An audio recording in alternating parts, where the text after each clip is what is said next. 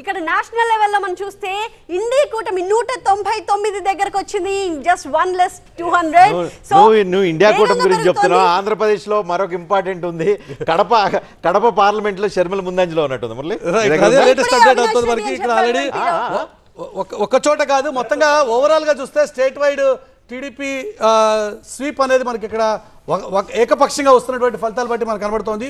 కోనసీమ జిల్లాలో 7 స్థానాల్లో కూడా టీడీపీ లీడ్లో ఉంది. అమలాపురం, రాజోలు, రామచంద్రాపురం, ముమ్మిడివరం, మండపేట, పి గన్నవరం, కొత్తపేట, మొత్తం 7 స్థానాల్లో కూడా టీడీపీ లీడ్లో ఉన్నటువంటి పరిస్థితి. ఏకపక్షంగా ఒక జిల్లా, కోనసీమ జిల్లాలో ఉన్నటువంటి 7 ఎక్స్పెక్టెడ్, ఎందుకంటే పవన్ కళ్యాణ్ ఇంపాక్ట్ ఇక్కడ ఉంటుంది. కాపు ఓటు షిఫ్టింగ్ ప్రాపర్ గా జరిగింది.